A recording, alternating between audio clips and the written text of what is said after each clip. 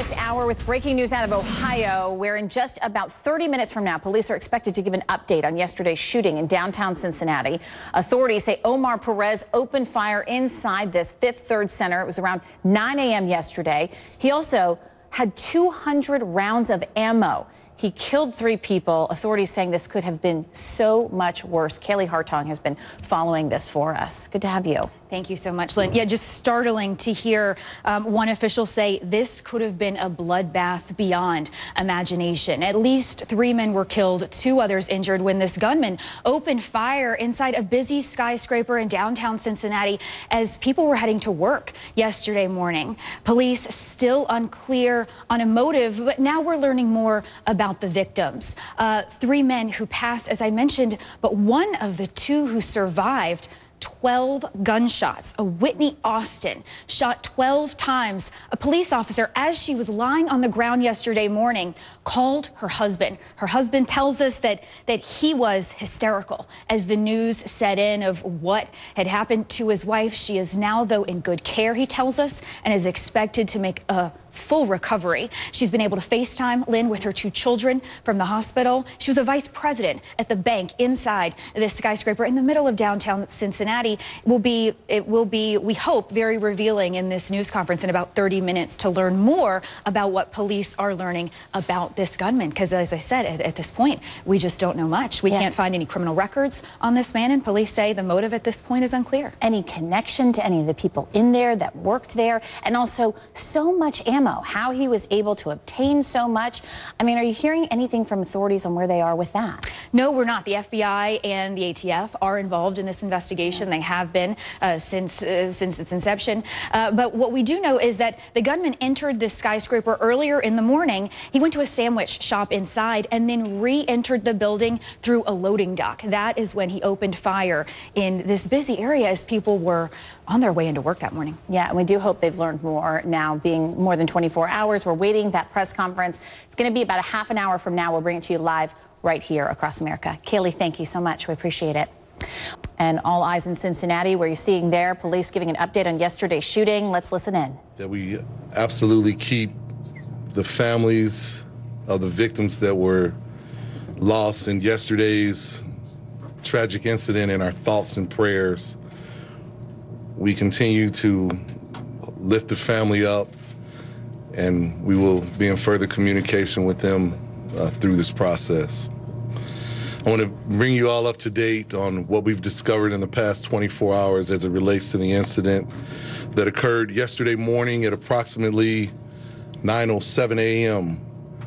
At that time, our emergency communications center began receiving numerous 911 calls reporting shots being fired in the lobby of the Fifth Third Bank Center located at number 38 Fountain Square. What we're going to do now is play for you 2 of the 911 calls that we received. Cincinnati 911, what is the address of emergency? Hello? Hello, Cincinnati 911. Yeah, I'm not great from there. I don't really know what's going on. I don't know if there's like a shooter in the building or something. Okay, are you at 38 Fountain Square in Graders? Yeah. Okay, what's going on there? What do you see, hon? I don't know. We saw someone that looked like they had a gun. And we're hearing what sounded kind of like gunshots. Okay, what is it? What's your name, sweetheart? Bella. And Bella, what's your last name, sweetheart? Aaron. Aaron, tell me the description. Can you give me a description of the person that you think may have had a gun? I don't know. He was just in like a business suit. Male in a business suit? Do you remember what color the business suit was? No. We just orange. That's okay. I want you to stay exactly where you are, okay? I've got officers there on scene. Bella, I want you to stay where you are, okay? And what's your phone number, sweetheart? 513-375-2418. Again, that's 513-375-2418. Yeah. All right, sweetie, I want you to stay where you are, okay? I'll let officers know that you're in the Graders. Is the door locked? No, the front door is not locked. We ran into the bathroom, and the bathroom door is locked, and we just heard the bell ring. That's when we came back. Okay, I want you to stay where you are, okay? Okay. All right, sweetheart. Like I said, I've got officers there on scene, okay? Did any of yours got other calls about We've got hundreds of calls. Okay. Okay, stay where you are. Let them know that you're in the graders in the bathroom, okay? Okay. All right, sweetie. Bye-bye.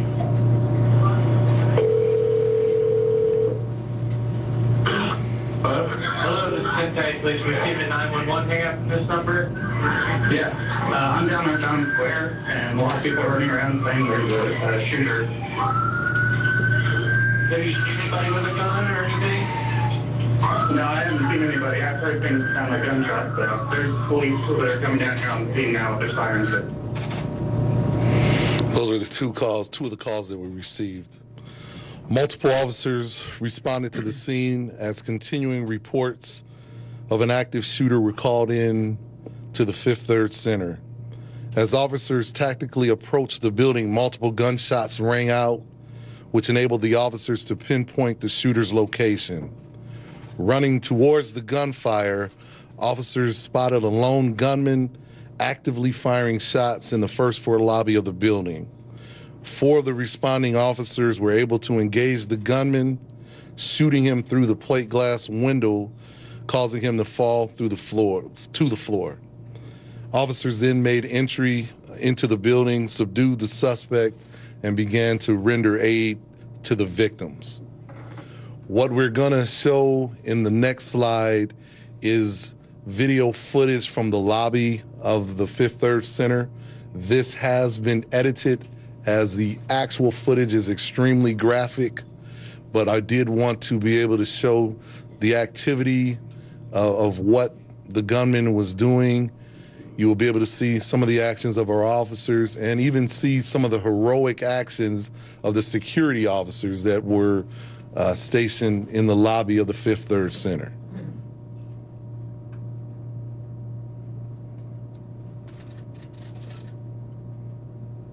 Security officer helping individuals get to safety.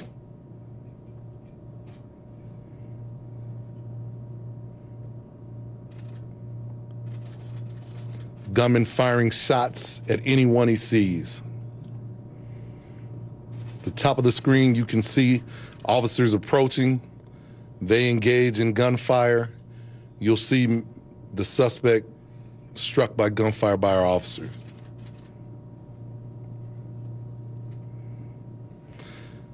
This slide depicts the approach our officers took. The 4 officers that engaged the suspect initially approached from the Walnut Street side. They proceeded through the breezeway and down to in front of the Fifth Third Center, past the Potbelly restaurant, and to the front of the Fifth Third Center. The next slide you're gonna see is the body cam footage of one of the officers as he approached the Fifth Third Center.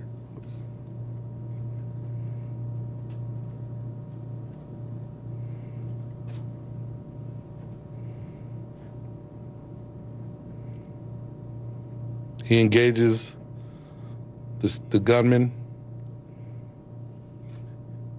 As he enters the front door, he's down.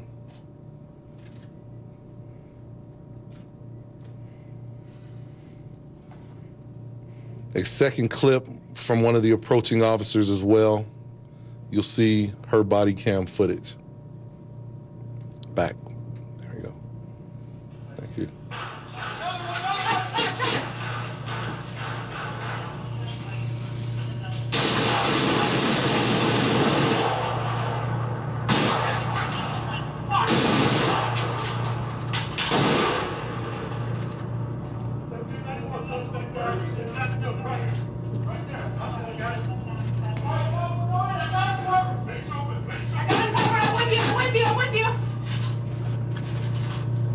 See our officers responding and neutralizing the threat of the gunman.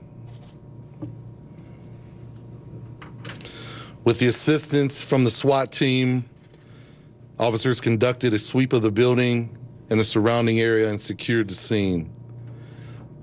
The suspect has been identified as reported as Mr. Omar Enrique Santa Perez, a male 29 years of age, and he was determined by fire personnel to be deceased on the scene. There were a total of 5 victims that were shot by Mr. Perez. 4 of the victims were transported to the University Hospital Medical Center. 1 was determined to be deceased on the scene. 2 of the victims who were transported from the scene did later succumb from their injuries at the University Hospital Medical Center. The deceased victims have been identified as Mr. Richard Newcomer, a male age 64, Mr. Prudai Kandepi, a male age 25, and Mr. Louis Calderon, a male age 48. There were 2 other victims that sustained injuries from the gunfire from Mr. Perez that are also still being treated at the hospital. Mr. Perez was armed with a Taurus 9mm semi-automatic handgun. Through the investigation, we've been able to determine that the handgun was legally purchased by a local gun store here in Cincinnati in August. As you can see from the picture, during the course of the exchange of gunfire, this firearm malfunctioned, had a misfeed, and basically in effect jammed.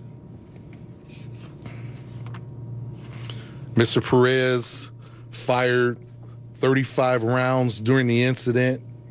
As you can see from the footage, he was carrying a briefcase carrying approximately 250 rounds of extra ammunition. Some additional information: the time elapsed from when Mr. Perez fired his first shot, which was at 9:06 a.m., until he was stopped by our officers, was approximately 4 minutes and 28 seconds. 55 seconds passed from the time Mr. Perez fired his first shot until the first 911 call was received at 9:07 a.m. So our response was approximately 3.5 minutes. A little bit about Mr. Perez. He has been issued several traffic citations in the area, but has no local criminal history. A total of 11 rounds were fired by the responding officers, 8 rounds from our 9mm sidearms, 2 shotgun rounds, and 1 rifle round. It has not been determined at this time how many or which officers' firearms actually struck Mr. Perez. That will come later from the coroner's office. The officers involved: Officer Jennifer Chilton. She joined the police department in 2008. She's assigned to the District 1 Neighborhood Liaison Unit. Officer Antonio Etter joined the police department in 2002 and is assigned to District 5 Patrol. He, in fact, was one of the first officers on the scene. He was working an off-duty construction detail in the immediate area. Next, Officer Eric Kaminsky joined the police department in 1997, assigned to the District 1 Patrol Unit, and Police Specialist Greg Toyez joined the police department in 1990. He's assigned to our SWAT and Tactical Coordination Unit. I also want to mention that anyone who was a witness again to these events or is in need of any victims assistance service, they can contact our department's Victim Assistance and Witness Advocacy Unit at 352-6421. Some additional information. Again, what we found out about Mr. Perez, we have not been able to determine what his actual motive was. What we do know about him, he's been in the Cincinnati area, we believe, since 2015, has about 7 different addresses that he's resided at here in Cincinnati. We also know that he has a brief criminal history, misdemeanor criminal history in South Carolina and in Palm Beach, Florida. At this point, we'll turn it over to the mayor for some comments before we take any questions. Sorry. Thank you. Earlier today, I reached out to the extent that I could to the victims' families and left messages, but I did speak with Cynthia Newcomer, whose husband was killed yesterday, and she told me that her husband was a construction worker at Turner and I think Gilbane over 30 years, and that he built this city, that the buildings that we live in and work in, he helped construct. He loved the city, he loved the Bengals. We're going to get through this, and Cincinnati is strong because of people, everyday citizens who build buildings, who do their jobs, who work as IT, as Raj and others. And once again, we would just want to express our incredible sadness and grief and condolence to those who senselessly lost their loved ones yesterday. I also want to say that, and you saw some of it today in this video, the heroism of these officers is truly remarkable. You could see in the video, it may not be obvious the first time you see it, but you can see the guy shooting at the cops and them not being afraid and engaging to end it. With hundreds of rounds of ammo, if he had gotten on the elevator, if he had gone up to a floor, if he'd been there a little bit earlier or longer, many, many more people would have been killed. It's also the case that in addition to our police and firefighters, that our 911 call dispatchers did a great job. As we all know, it's been a rough couple months for them. If you listen to the compassion of the woman that was talking to the lady at Graders, you can see that this was a team effort to end the violence as quickly as possible and to remove the threat and to save lives. It's also the case that, as you'll see eventually later, and I'm glad the video was edited to save the families, that these officers, once entering, that there were people sheltering in place. There was a receptionist that I saw yesterday on a body camera who literally was in the middle of gunfire, and you saw her emerge in one of the body cameras seconds, 30, 40 seconds after the shooting stopped. And the fear that you see in her face is hard to forget, followed by a sense of gratitude that the cavalry had arrived. A sense that, I don't know exactly what the officer said, but essentially, it's over and you're okay now because you're with us. The police saved lives, and we owe them all a huge debt of gratitude for what happened. It was horrible enough, but trust me, it would have been a lot worse if those officers hadn't rushed in when they did. Today at 4, obviously, we will be having a vigil for the families and for the victims and for this city. We will also have a prayer for those first responders. This morning, my son had a mass to kick off the school year, and I went, and the message was to pray for peace. And we need that. We need to pray for peace, and we also need to take the actions necessary to prevent crazy people from getting guns. Thank you.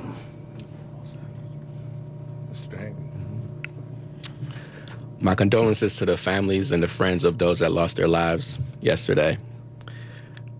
I think I'm internally grateful for the team that we have here today. All the way from the mayor and the council, we appreciate their guidance and their support, the policy decisions that they made to always make public safety a priority, to make sure that our police, our fire department, and our emergency communication centers is always well funded. It showed what a value those kind of policy decisions can have on a city in our response that you saw yesterday. As the mayor said, and as the chief indicated, if this was a couple minutes longer, it would have been worse.